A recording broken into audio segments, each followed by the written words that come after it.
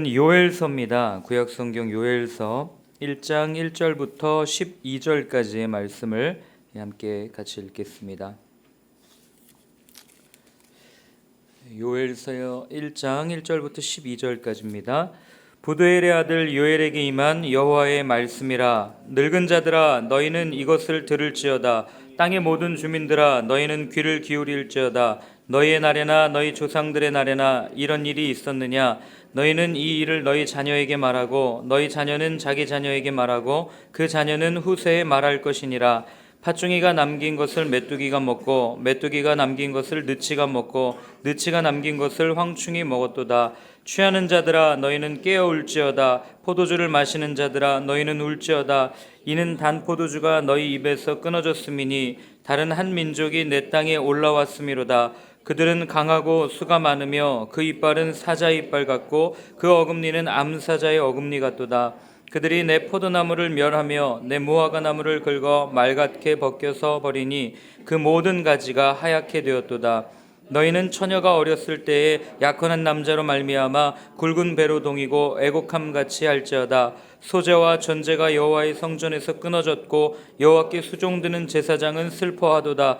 밭이 황무하고 토지가 마르니 곡식이 떨어지며 새 포도주가 말랐고 기름이 다하였도다. 농부들아 너희는 부끄러워할지어다. 포도원을 가꾸는 자들아 곡할지어다. 이는 밀과 보리 때문이라. 밭의 소산이 다 없어졌음이로다. 포도나무가 시들었고 무화과 나무가 말랐으며 석류나무와 대추나무와 사과나무와 밭의 모든 나무가 다 시들었으니 이러므로 사람의 즐거움이 말랐도다. 아멘. 위에서 모래알을 한 알 한 알 이렇게 떨어뜨리면 모래알이 이렇게 원뿔 모양으로 쌓입니다. 그래서 모래 이렇게 기둥을 만들다가 이게 어느 순간 넘어서면 이 경사의 기울기가 딱 넘어서면 이 원뿔 기둥은 땅에 확 하고 넘어지는 시점이 옵니다. 이를 물리학에서는 임계점이라고 이야기를 합니다. 하나님께서 우리를 보실 때 우리가 한 가지 죄를 지을 때 그때마다 오셔서 너 이거 잘못했어, 너 이건 혼나야 돼 라고 말씀해 주시면 참 좋겠어요. 그러면 우리도 더 경각심을 갖고 죄를 멀리하고 살아갈 수 있겠지만, 그러나 하나님께서는 두고 보시는 거예요. 쭉 두고 보시는 겁니다. 마치 예수님께서 가라지를 뽑으라고 하지 아니하고 가라지를 내버려 두라고 하셨던 것처럼, 반드시 하나님의 때에 심판이 있음을 주님께서 알려주셨던 것처럼 우리 주님은 그냥 내버려 두시다가 이 임계점에 다다르면 하나님의 심판을 우리에게 보여주십니다. 그리고 이 땅 가운데 정말 그런 심판을 행하십니다. 그런 내용을 다루고 있는 성경책이 요엘서입니다. 이 요엘서는 이 다른 선지자들과는 다르게 선지자에 대한 이야기가 거의 없는 선지서입니다. 우리 1절을 한번 같이 읽어보겠습니다. 부두엘의 아들 요엘에게 임한 여호와의 말씀이라. 이 요엘서가 언제 쓰여졌는지는 참 논란이 많습니다. 뭐 포로로 끌려가기 전이냐, 아니면 요시야 왕 때냐, 아니면 포로로 끌려갔다 와서, 아니면 그 중간이냐, 뭐 논란이 많지만 한 가지 확실한 것은 이 요엘 선지자를 통해서 하나님께서 말씀해 주시는 이 메시지가 너무나도 분명하고 정확하다는 거예요. 그 메시지는 오늘을 사는 우리에게도 동일하게 적용이 된다고 하는 사실입니다. 사실 요엘서를 이렇게 쭉 읽다 보면 다른 선지서들과 마찬가지처럼 구체적으로 죄의 목록이 쭉 나오지 않아요. 이런 죄를 지었고 저런 죄를 지었고 목록이 나오지 않습니다. 그래서 왜 요엘 선지자가 뭐를 잘못했다고 이렇게 심판을 이야기하나 라는 생각을 할 수 있지만, 우리는 그거에 대한 단서를 이 요엘이라고 하는 이름을 통해서 알 수 있습니다. 이 요엘 선지서의 그 요엘 선지자의 이름의 뜻이 뭐냐면, 하나님은 하나님이시다, 여호와는 하나님이시다, 하나님만이 참 하나님이시다, 이런 의미를 가지고 있습니다. 그러니까 이 이름의 뜻을 통해서 우리가 알 수 있는 한 가지는 그들이 하나님만을 섬기지 않았구나, 하나님만을 그들의 하나님으로 인정하지 않았구나 하는 것들을 우리는 보게 되는 겁니다. 2절과 3절을 한번 같이 읽어보겠습니다. 늙은 자들아 너희는 이것을 들을지어다. 땅의 모든 주민들아 너희는 귀를 기울일지어다. 너희의 날에나 너희 조상들의 날에 이런 일이 있었느냐? 너희는 이 일을 너희 자녀에게 말하고 너희 자녀는 자기 자녀에게 말하고 그 자녀는 후세에 말할 것이니라. 오늘 본문이 얘기하는 건 늙은 자들아 라고 표현을 합니다. 이게 참 이게 듣기에 좀 그렇게 좋은 말은 아니지만 이 말은요, 이 경험을 많이 가지고 있는 사람들을 지칭합니다. 뭐 장로나 아니면 공동체에서 나이가 많았던 사람들을 얘기하죠. 연륜이 있다는 얘기는 뭐예요? 그만큼 경험이 많다는 얘기입니다. 경험이 많은 사람들에게 얘기하는 거예요. 너네들이 보지 못했던 일이 이 땅에 일어날 거다라고 얘기하는 거죠. 그동안 경험하지 못했던, 그동안 사람의 지식이나 사람의 생각이나 어떤 우리가 경험할 수 없었던 일들을 하나님께서 하신다는 거예요. 그렇기 때문에 이 말을 오늘 뭐라고 얘기하면 자녀에게 꼭 이야기하라는 겁니다. 자녀는 또 그 자녀에게 이야기하고 또 그 자녀에게 이야기해서 오늘 하나님이 하시는 말씀을 반드시 기억하라고 이야기합니다. 대체 어떤 내용이었기에, 대체 하나님께서 어떤 심판의 말씀을 이들에게 전달했기에 이렇게 반복해서 3번이나 전해라 라고 이야기하겠습니까? 그것이 바로 4절부터 7절까지 나옵니다. 함께 읽어보겠습니다.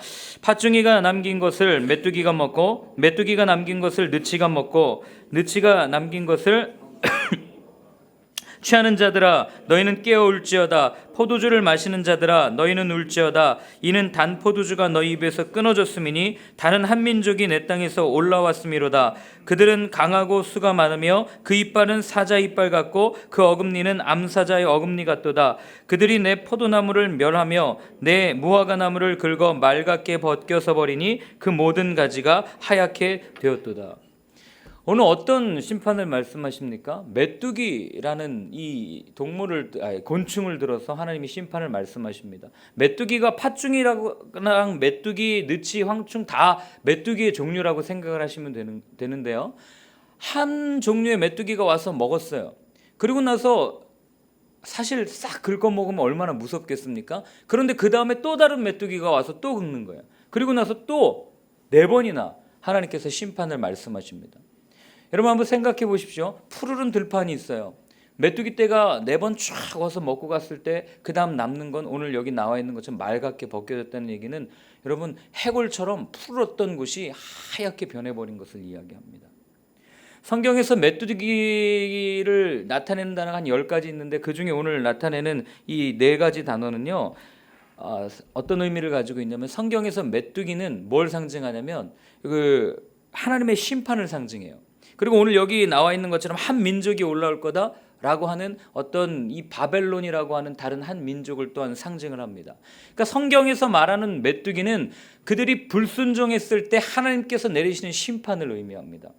모세가 이야기하거든요. 신명기 28장에 보면 축복과 저주를 이야기합니다. 그러면서 저주를 말하는 부분에 뭐라고 얘기하냐면 신명기 28장에 보면 내가 많은 종자를 들에 심을지라도 메뚜기가 먹음으로 거둘 것이 없을 거다라고 저주를 이야기합니다.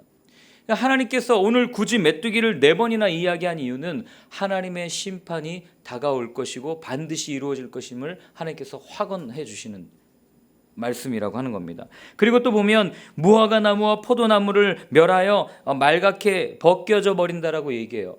여러분 이스라엘에서 무화과 나무와 포도나무는요 그들의 거의 생업이었어요. 그들의 주식이라고 할 만큼 많은 것들을 차지했던 열매들이었어요. 그러니까 뭐예요? 그들의 삶과 깊숙이 관련되어 있는 것들을 하나님께서 끊어내버리겠다고 얘기하는 거죠. 삶이 파괴되는 것을 얘기합니다. 아무것도 의지할 것이 없는 상태를 오늘 하나님은 요엘서를 통해서 말씀해 주시는 것입니다. 먹을 것이 귀해지면요 삶이 파탄나는 거 다들 잘 아시잖아요.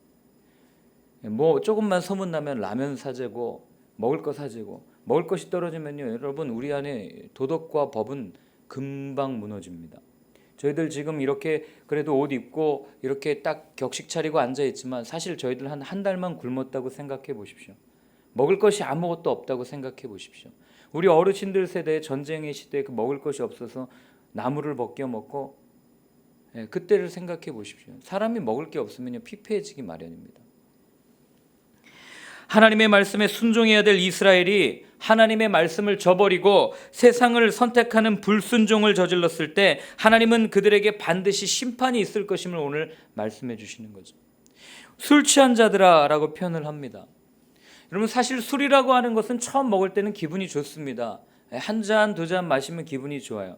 그런데 이 술이라고 하는 것은 마시면 마실수록 어떻게 됩니까? 사람을 바보로 만들고요. 나중에 사람을 굉장히 추하게 만들어 버립니다. 처음에 기분 좋기 위해서 마셨던 술이 나중에는 그 술이 나를 지배하는 것들을 보게 돼요. 여러분 술만 그렇습니까? 오늘 이스라엘이 왜 이렇게 하나님께 심판을 받습니까? 하나님 아닌 다른 것들을 선택했기 때문이에요. 하나님 아닌 다른 것들을 그들의 마음에 담았기 때문입니다. 여러분 세상 것들도 이 술이라고 하는 것과 본질상 똑같습니다. 처음에 가지면 기분이 좋습니다. 자랑하고 싶어요. 좋은 게 생겼으니까요. 그러나 가지면 가질수록 어떻게 됩니까? 그것들이 내 사람 위에 앉아서 사람의 자아를 조정하는 것들을 보게 돼요. 하나님은 그렇게 세상의 것들에 취해 사는 그들에게, 그렇게 묶여가는 그들에게 오늘 심판의 말씀을 전하고 있는 거죠. 그런데 더 안타까운 건 뭐냐면요, 우리가 그렇게 술에 취해서 또는 세상의 것들에 취해서 살아갈 때 그것들로부터 벗어나려고 해도 사실 쉽게 벗어날 수가 없습니다. 왜냐하면 그것에 익숙해져 있기 때문이기도 하지만, 그러나 익숙해져 있는 것보다도 더 어려운 문제는 내가 잃어야 할 것이 너무나도 많기 때문이에요. 여러분 우리가 탐욕이라고 하는 것들이요, 처음에는 내 욕심을 그래 이 정도 만족하면 됐지, 이 정도 더 채우면 됐지 하고 살아가지만 결국에는 그 탐욕이 내가 되어버리는 거예요. 소유욕이 내가 되어버립니다. 내가 추구했던 쾌락이 내가 되어버려요. 성욕이 내가 되어버립니다. 그래서 나중에는 중독을 벗어나서 이게 일치돼 버리는 거예요. 구분할 수가 없어요. 그러니까 내 삶에서 이것을 벗어내려면, 내 삶에서 이 세상 것을 떼어내려면 내가 너무 아픈 거예요. 나랑 내가 똑같이 살아가니까요. 이걸 벗어내려니 내가 너무 많은 손해를 보는 것 같고 내가 너무 아픕니다. 그렇기 때문에 결국에는 나중에는 그냥 묶여 사는 거죠. 그렇게 술에 취해서 세상에 취해서 살아가는 이스라엘에게, 또한 동일하게 살아가고 있는 오늘의 현대의 그리스도인들에게 요엘은 하나님의 심판이 도래하고 있음을 선언하고 확언하고 있는 겁니다. 여러분 하나님께서 왜 요엘을 통해서 3번이나 말해라, 그리고 4번이나 처음에 와서 긁어먹을 거고 그 다음에 또 와서 먹을 거고 또 와서 먹을 거고 또 와서 먹을 거다라고 거의 남아있지 않을 것처럼 4번이나 강조하는 이유가 뭔지 아세요? 이건요, 이제 도저히 회복할 수 없는 심판이 오고 있음을 하나님께서 말씀해 주시는 거예요. 사람의 힘으로는 도저히 이것을 회복할 수 없는 그런 심판이 오고 있는, 하나님의 심판이 찰 때까지 찼다는 것을 보여주는 거죠. 어떤 심판입니까? 그게 8절부터 12절까지 나옵니다. 함께 읽어보겠습니다. 너희는 처녀가 어렸을 때 약혼한 남자로 말미암아 굵은 배로 동이고 애곡함 같이 할지어다. 소재와 전제가 여호와의 성전에서 끊어졌고 여호와께 수종드는 제사장은 슬퍼하도다. 밭이 황무하고 토지가 마르니 곡식이 떨어지며 새 포도주가 말랐고 기름이 다하였도다. 농부들아 너희는 부끄러워할지어다. 포도원을 가꾸는 자들아 곡할지어다. 이는 밀과 보리 때문이라. 밭의 소산이 다 없어졌음이로다. 포도나무가 시들었고 무화과나무가 말랐으며 석류나무와 대추나무와 사과나무와 밭의 모든 나무가 다 시들었으니 이러므로 사람의 즐거움이 말랐도다. 어떤 어려움입니까? 오늘 여기 눈여겨 나오는 어려움은요, 제사조차 드리지 못한다는 거예요. 예배조차 드리지 못한다고 오늘 하나님이 말씀하시는 겁니다. 실제로 북이스라엘과 남유다는 나중에 아수르와 바벨론이라는 나라에 의해서 멸망당합니다. 성전이 파괴돼요. 그래서 실제로 예배를 드리지 못했어요. 여러분 그들에게 있어서 예배는 생명이었어요. 하나님의 성전, 솔로몬이 지어놓은 이 하나님의 성전은 하나님께서 그들과 함께 하신다는 사인이었고 그들의 삶의 한 부분이었습니다. 그런데 예배조차 드릴 수 없다는 얘기는, 이제 하나님을 섬길 수 없다는 얘기는 더 나아가서 하나님이 그들과 함께 하시지 않는다는 것을 이야기하고 있는 겁니다. 그들의 삶이 얼마나 메말랐겠어요. 일평생 우리는 하나님의 백성이야, 우리는 하나님께 예배할 수 있어, 우리가 하나님께 그렇게 제사드리며 나아갈 때 하나님께서는 우리와 늘 함께해 주시고 그랬기 때문에 우리는 망하지 않아라고 생각했던 그들에게 얼마나 충격적인 소식이었겠습니까? 그리고 이야기합니다. 농부들아 절망해라. 포도 재배자들아 가슴을 쥐어뜯어라. 하나님의 전에서 예배가 중단되었고 제사장들이 쩔쩔매고 하나님의 일을 하는 사역자들이 어쩔 줄 몰라 하는 이 모습은요, 한 분야만 타락한 게 아니라 정치, 종교, 문화, 사회 모든 영역이 그 가운데 하나님의 어려움, 하나님의 심판이 있을 것임을 선포한 겁니다. 왜요? 그들이 하나님을 버렸기 때문에. 그래서 그들은 마치 젊은 이 처녀, 여긴 처녀라고 표현되는데 이게 약혼자거든요. 약혼자가 약혼하고 젊은 이 결혼하기로 약속한 남편이 죽어서 울고 있는 그 처녀에 비유하고 있는 거예요. 그렇게 통곡하는 얼마나 서럽겠어요. 정말 뜨겁게 사랑해서 이제 결혼하려고 하는데 그 남편이 딱 죽었을 때 거기서 오는 그 절규는 얼마나 크겠습니까? 그 처녀처럼, 그 약혼자처럼 너네들이 통곡하고 우는 날이 올 거다라고 8절에 이야기를 하고 있는 겁니다. 여러분, 이게 이스라엘만 이렇습니까? 남유다만 이렇습니까? 우리는 어떠합니까? 사실 우리는 당시에 이 유다 백성들처럼 파괴되어질 성전이 파괴되어지는 것처럼 우리 교회가 무너지고 그런 것들을 눈에 보이는 것은 사실 없습니다. 근데 모르죠, 앞으로 어떻게 될지는. 그러나 진정 예배다운 예배는 이 땅에서 점점 사라지고 있습니다. 언제부턴가 예배가 중단되어졌어요. 오직 복음만이 외쳐져야 될 강단에서 언제부턴가 세상의 처세술과 성공법 그리고 잘 사는 방법 등이 외쳐지기 시작했어요. 예수를 그리스도라고 고백하는 한 개인이 교회고 한 개인이 성전임을 우리는 알고 있는데 언제부턴가 이 한 개인의 삶이, 그리스도인의 삶이 완전히 무너지기 시작했습니다. 우리의 삶 속에서 진정 하나님을 영화롭게 하는 예배는 사라진 지 오래가 되었습니다. 교회는 다니지만, 예수는 믿지만 소비 문화에 갇혀서 내가 예수라는 상품을 소비하면 마치 내가 예수님을 잘 믿는 것처럼 생각하고, 자본에 미쳐서 자본주의가 도래하면 마치 천국이 도래하는 것처럼 생각하고, 잘 먹고 잘 살면 마치 그것이 하나님의 축복인 것처럼 생각을 하고, 예수님께서 보여주신 십자가의 이타적인 사랑은 어느샌가 온데간데 사라지고 그것은 이상적인 휴머니즘으로 포장되어서 그냥 우리가 따라야 될 아주 좋은 것이라고만 생각하고, 그리스도인들의 삶 가운데 이기적이라는 단어가 어느샌가 침투해서 너무나도 당연하게 받아들여지기 시작했고, 세상에서 실패하면 믿음이 없는 것처럼 말하는 기복신앙과 축복신앙이 마치 하나님은 우리의 소원을 들어주기 위해 존재하는 알라딘 램프의 지니처럼 여겨지는 이 시대가 오늘 본문이 이야기하고 있는 소재와 전제가 끊어진 여호와의 성전, 이 모습과 같지 않습니까? 그래서 교회만 다니면 누구도 자신이 죄인이라고 생각하는 사람이 없어요. 죄가 없는 것처럼 살아가는 오늘의 시대입니다.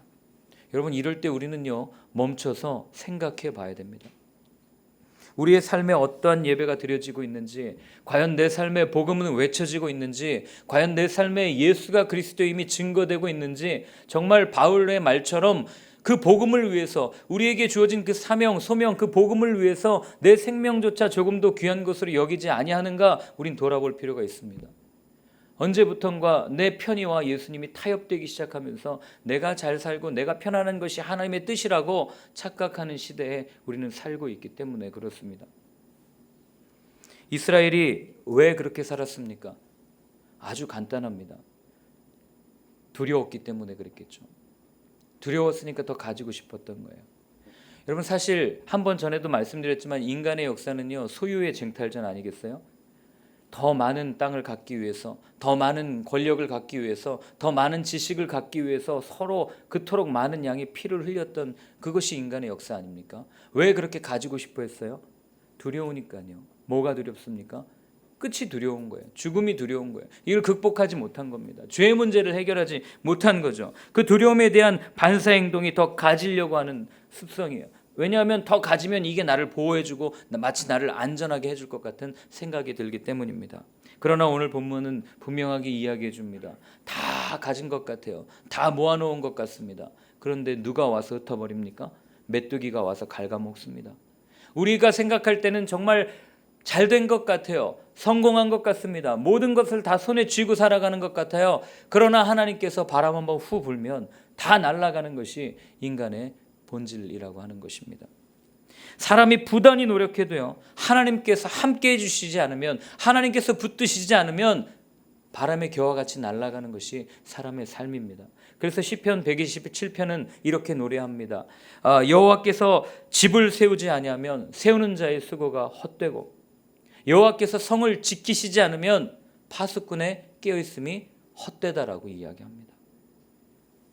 평생을 모아봐야 주어지는 것은 공허함이고 손에 아무리 많은 것을 쥐고 있어도 또 가지고 싶어하는 것이 사람인데, 여러분 그래서요 우리가 살면서 만족감을 느끼는 것이요 그게 얼마나 큰 은혜인지 몰라요. 만족을 못하니까 계속 가지려고 하고 이런 삶을 살아가는 거 아니겠습니까? 사실 오늘 내일 우리가 계속 살펴볼 이 요엘서의 말씀은요 우리 귀에 듣기 좋은 말씀이 아닙니다. 깊이 묵상하고 읽으면 읽을수록 듣기 싫은 말이에요. 여러분 근데 병원에 갑니다. 아파서 병원에 가는데 의사가 얘기해 주는 거예요. 환자 듣기 좋으라고. 괜찮아요. 조금만 지나면 날 겁니다. 근데 이 환자는 당장 내일 모레 당장 수술하지 않으면 죽어가는 환자예요. 근데 거기다 대고 괜찮아요. 긍정적인 마음을 가지시고요. 좋은 거 드시고 편안하게 가지십시오. 라고 이야기해 준다면 여러분 그게 사람을 살리는 의사겠습니까? 마찬가지입니다. 여러분 오늘의 이 시대가 얼마나 어려운지 여러분 잘 아시잖아요. 어떤 어르신은 정말 이 먹구름같이 몰려오는 이 시대에 어떻게 걱정할 수 없느냐고 하면서 식사조차도 제대로 하지 못하는 모습을 봅니다. 여러분 우리는요 이런 죄가 이렇게 흘러 넘치는데도요 아무 경각심 없이 아무 경고 없이 그냥 내가 잘 살면 되지 하고 살아가는 것이 사실 우리의 모습입니다. 여러분 이게 사단의 속임수예요. 여러분 듣기 싫어도 들으셔야 됩니다. 여러분 우리가 하나님이 말씀하실 때 아프지만 듣기 싫어도 듣고 그 아픈 것을 드러내야 돼요. 왜요? 그래야 살기 때문이에요. 당장 수술해야 되는데 이거 덮어놓고 괜찮아요 라고 이야기하는 게 아니라 수술할 때는 칼을 들고 아프지만 수술해야 됩니다. 그래야 살아나죠. 여러분 어쩌면 지금 이 시대에 정말 우리가 마지막 기회일 수도 있어요. 하나님께서 끊임없이 사인을 보내주십니다. 경고의 알람을 마치 시계가 울리듯이 끊임없이 울려주세요. 그런데 우리는 무뎌져서 이게 경고인가? 오늘도 그냥 그저 내가 내 안위를 위해서 살아간다면 여러분 오늘 그걸 요엘 선지서가 얘기해 주는 거예요. 반드시 심판이 올 거라는 겁니다. 여러분 우리가 이렇게 된 원인이 뭐예요? 우리나라 지금 이렇게 어려운 원인이 뭡니까? 여러 원인이 있지만 제가 드릴 수 있는 한 가지는 딱 이겁니다. 우리가 하나님을 떠났기 때문이고 우리가 하나님으로 만족하지 못하기 때문이고 그로 인해 많은 우상들을 만들어냈기 때문이에요. 소유의 우상, 탐욕의 우상, 권력의 우상. 결국 하나님을 모르기 때문이죠. 세상은 왜 하나님을 알려고 하지 않습니까? 하나님을 알면 잃을 것이 너무 많기 때문에 그렇습니다. 그러나 여러분 오늘 간곡히 부탁드립니다. 정말 호세아 선지자가 또한 이야기했던 것처럼 우리가 하나님을 힘써 알 필요가 있습니다. 그리고 정말 이때가 어떤 때인지 여러분 아시고 그리고 정말 우리가 오늘 요엘서에 있는 것처럼 하나님의 심판이 있다는 것을 여러분 꼭 기억하시고 정말 우리가 세상을 향하여 외칠 수 있는 선지자와 같은 마음을 가졌으면 좋겠습니다. 바로 이때 우리는 하나님의 음성에 귀를 기울여야 되고 심판의 메시지에 관심을 가져야 되고 이렇게 해야 됩니다. 왜냐하면 그것만이 오직 우리를 피 흘리고 있는 우리를 싸매시고 고치시는 하나님을 경험할 수 있는 방법이기 때문에 그렇습니다. 여러분 마음에 불편함이 있으십니까? 그 불편함을 가지고 하나님 앞에 나아가십시오. 그리고 그 마음에 어려움이 있습니까? 그 어려움을 가지고 십자가 앞에 나아가십시오. 그리고 그것을 해결하십시오. 그리고 해결된 마음을 가지고 세상을 향하여 달려가십시오. 그리고 세상 가운데 외치십시오. 하나님의 심판이 도래하고 있습니다. 이 시간 우리가 함께 기도할 때 이렇게 한번 기도했으면 좋겠습니다. 하나님, 여기저기를 둘러보아도 정말 이때가 마지막 때임을 우리는 깨닫게 됩니다. 그러나 여전히 그 마지막 때임에도 불구하고 나의 안위와 나의 것만을 추구하는 내 모습을 내려놓고 이제 정말 하나님의 말씀에 귀 기울이고 아버지 정말 저 죽어가는 저 세상을 향하여 하나님의 심판, 하나님의 은혜, 하나님의 사랑을 증거하는 우리의 삶이 될 수 있도록 여러분 이 시간 그런 삶이 될 수 있도록 우리 함께 같이 기도하겠습니다. 하나님 아버지는 오늘 요엘서를 통하여 또한 말씀하여 주셨습니다. 하나님이 참 하나님이시다. 오직 살아계신 여호와만이 참 하나님이시다 말씀하여 주신 아버지 하나님, 하나님, 우리가 그렇게 머리로만 알고 끝나는 것이 아니라 이제는 정말 우리의 삶을 통하여 하나님만이 해결하실 수 있습니다. 하나님만이 회복하실 수 있습니다. 하나님만이 은혜를 주실 수 있습니다. 아버지, 세상 가운데 선포하며 나아가는 저희들의 삶이 될 수 있도록 주님 도와주시옵소서. 하나님, 우리 마음 가운데 있는 끊임없이 하나님 아닌 다른 것들을 섬기려 하는 우리의 완악하고 악한 마음들, 주여 그리스도의 십자가의 보혈로 정결케 하여 주시고 오늘도 주님만 붙들며 나아가는 그런 우리의 삶이 되어줄 수 있도록 하나님 아버지 도와주시옵소서. 하나님 아버지, 저희들 삶 가운데 우리의 삶을 통하여 정말 하나님만이 참 하나님이시고 오직 여호와만이 참 하나님이시고 우리의 모든 것들을 해결하시고 회복시키실 분은 오직 하나님밖에 없음을 선포하며 나아가는 저희들의 삶이 될 수 있도록 주님 함께하여 주시옵소서. 이제는 십자가에서 우리의 모든 죄를 지시고 우리에게 온전한 회복을 허락해 주신 예수 그리스도의 크신 은혜와 하나님 아버지의 사랑과 성령님의 인도하심이 이제 하나님만이 참 하나님이심을 깨닫고 또 우리의 삶으로 살아내고 세상을 향하여 선포하기로 다짐한 이 자리에 고개 숙인 하나님의 백성들 머리 위에 이제로부터 영원까지 늘 함께하여 주옵시기를 간절히 축원하옵나이다. 아멘.